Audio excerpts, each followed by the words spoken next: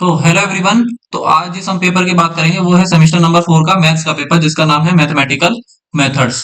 ठीक है, इस पेपर की आज हम डिटेल स्ट्रेटेजी बात करेंगे कि इस पेपर को कैसे आपको पढ़ना है और कैसे कैसे किस चैप्टर को सीक्वेंस में आपको पढ़ना है। तो यूनिट नंबर 1 में जो आपके चैप्टर्स होते हैं बेटा, वो होते हैं दो chapter, sequences and series.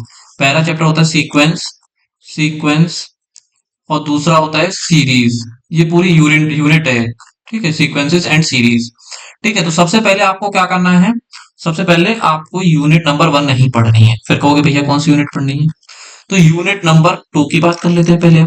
Unit number 2 में है आपका लैपलास ट्रांसफॉर्म। लैपलास ट्रांसफॉर्म, ठीक है, plus inverse Laplace transform. Inverse Laplace transform. ठीक है, ये दो चैप्टर हैं आपके यूनिट नंबर 2 में।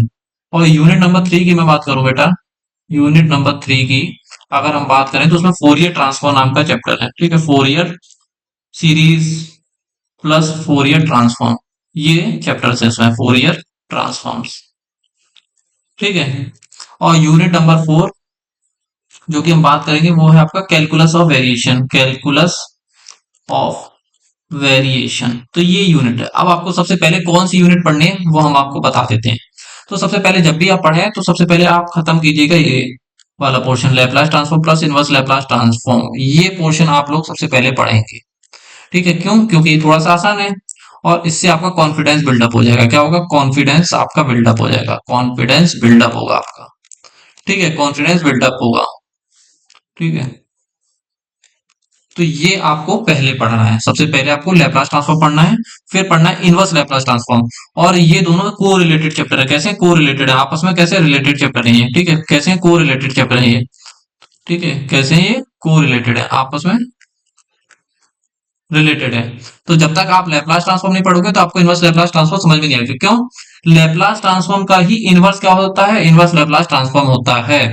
अब इसमें, ठीक है, सबसे पहले आप पढ़ेंगे यूनिट नंबर 2, फिर पढ़ेंगे आप यूनिट नंबर 1 जिसको हम कहते हैं सीक्वेंसेस एंड सीरीज। और ये किसकी यूनिट है? ये रियल एनालिसिस की यूनिट होती है बेटा। किसकी? रियल की। रियल की यूनिट होती है, मैथ्स की भाषा में इसको रियल एनालिसिस की यूनिट कहते हैं। और उसमें सबसे पहले चैप्टर आप पढ़ेंगे सीक्वेंस, फिर पढ़ेंगे सीरीज, फिर पढ़ेंगे सीरीज चैप्टर आप पढ़ेंगे। ठीक है, इसमें कुछ टेस्ट पढ़ने पड़ते हैं आपको, इंपॉर्टेंट टेस्ट पढ़ना। और सीक्वेंसेस में सारी थ्योरम्स होती हैं, थ्योरम्स होती हैं। ठीक है, थ्योरम्स प्लस क्वेश्चन होते हैं, प्लस आपके कुछ क्वेश्चंस होते हैं। ठीक है, तो वो आपको पढ़ने होते हैं। यूनिट नंबर 3 की अगर आप बात करोगे तो इसमें क्या पढ़ना होता है आपको? Theorems plus questions. और क्वेश्चंस कौन से? 1 मार्क्स वाले। ठीक है, 1 मार्क्स वाले क्वेश्चन आपको सबको पढ़ने होते हैं। ठीक है, इसमें भी ज्यादा नहीं, टेस्ट के साथ आप लोग 1 मार्क्स वाले क्वेश्चन पढ़ेंगे। कौन से? 1 मार्क्स वाले क्वेश्चन आप लोग पढ़ेंगे। ठीक है, 1 मार्क्स वाले क्वेश्चन आप लोग पढ़ेंगे। ठीक है, यहाँ भी यही सीन रहेगा।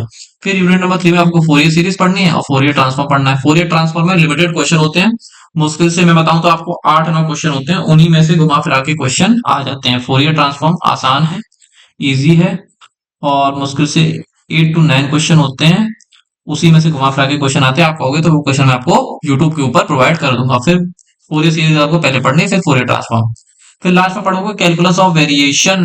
अब इसको पढ़ने का तरीका, इसके लिए मैं अलग से बात करूंगा, एक नई नई स्लाइड पे इसकी मैं अलग से बात करूंगा। आप कहोगे नई स्लाइड पे क्यों? कुछ तो खास बात है इसमें, तभी तो हम नई स्लाइड पे जाके बात करेंगे। कैलकुलस ऑफ वेरिएशन, उसका नाम है कैलकुलस ऑफ वेरिएशन। अब इसमें ऐसा क्या खास है कि इसको हम अलग से बात कर रहे हैं इसकी? ये बेटा यूनिट नंबर 4 है आपकी, और यूनिट नंबर 4 है कैलकुलस ऑफ वेरिएशन। इसमें क्या होता है, आपके लेंदी क्वेश्चन भी होते हैं, लेंदी क्वेश्चंस होते हैं, प्लस थ्योरेटिकल क्वेश्चन है इसमें, कुछ थ्योरेटिकल क्वेश्चंस हैं इसमें। ठीक है, अब क्या होगा कि आप ये तो कर ले जाओगे, ये थ्योरेटिकल क्वेश्चन तो सभी लोग कर लेते हैं। यहाँ आपको दिक्कत आएगी क्योंकि इनको सॉल्व करने में बहुत टाइम लगता है, टाइम टेकिंग। ठीक है, टाइम टेकिंग है। अब सॉल्व करने में इनको टाइम लगता है, तो उसकी क्या ट्रिक है भैया? आप इसमें करना क्या है, इसका सॉल्यूशन तो बताइए हमको। सॉल्यूशन इसका यही है कि इसमें होते हैं लिमिटेड, मैं आपको बता दूं बेटा, करीब करीब 10 से 12 क्वेश्चंस होते हैं। और कह लो तो 15 हो जाएंगे। 15 क्वेश्चंस होते हैं टोटल, मान लो 15 क्वेश्चंस के आसपास होते हैं। इनको क्या कर लो, डायरेक्ट आंसर इनका याद कर लो मेरे हिसाब से। वही क्वेश्चन घुमा फिरा के आपको एग्जामिनेशन के अंदर मिल जाएंगे। कौन से सॉल्विंग वालों की बात कर रहा हूं मैं, तो यही क्वेश्चन आपको घुमा फिरा के एग्जामिनेशन के अंदर मिल जाएंगे। थ्योरेटिकल क्वेश्चन तो आप लोग कर ही ले जाओगे। अगर आपको क्वेश्चन चाहिए इसके, इंपॉर्टेंट क्वेश्चन चाहिए किसके, मैथमेटिकल मेथड के, मैथमेटिकल मेथड्स के आपको अगर इंपॉर्टेंट एमसीक्यूज चाहिए तो बताइएगा। मैं इस यूट्यूब चैनल पे अपने पे इंपॉर्टेंट एमसीक्यू आपको प्रोवाइड करा दूंगा सभी चारों यूनिट के। ठीक है, आपको चारों यूनिट पढ़नी है। ठीक है, क्यों, उसका कारण ये है 100 में से 75 आपको करने हैं। अगर आप एक यूनिट छोड़ के जाओगे तो मतलब सीधा सीधा 25 क्वेश्चन आप छोड़ के जाओगे, और क्या गारंटी है कि 75 आउट ऑफ 75 आप पूरा कर पाओगे अटेम्प्ट, तो ये कोई गारंटी नहीं होती। इसलिए आपको इसको जो फोर्थ यूनिट है एज अ बैकअप यूनिट है, बैकअप यूनिट है, प्लस इजी भी है ये।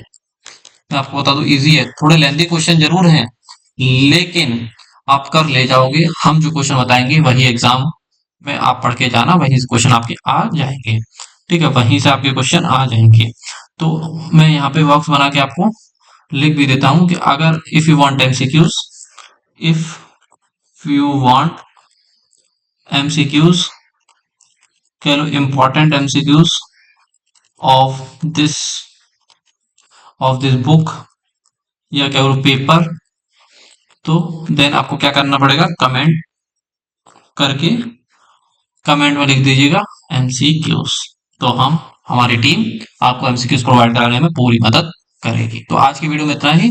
नेक्स्ट वीडियो जब हम मिलेंगे तब बात करेंगे आपको लीनियर एंड एब्स्ट्रैक्ट अलजेब्रा की।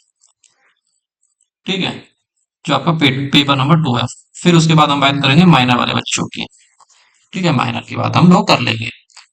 अब मेरा नेक्स्ट टारगेट वीडियोस का है, वो है सेमेस्टर समर 6 में होगा एक माइनर प्रोजेक्ट उसके ऊपर, तो वो भी हम जल्दी मिलेंगे। ठीक है, तो आज की वीडियो में इतना ही। नेक्स्ट वीडियो मिलते हैं, तब तक के लिए आप लोग पढ़ते रहिए और हमें बता दीजिएगा कमेंट में आपको एमसीक्यूज चाहिए तो प्रोवाइड करा देंगे। अगर नोट्स भी चाहिए तो नोट्स का भी मैं प्रबंध आपके लिए कर दूंगा इसमें। ठीक है, थैंक यू एवरीवन।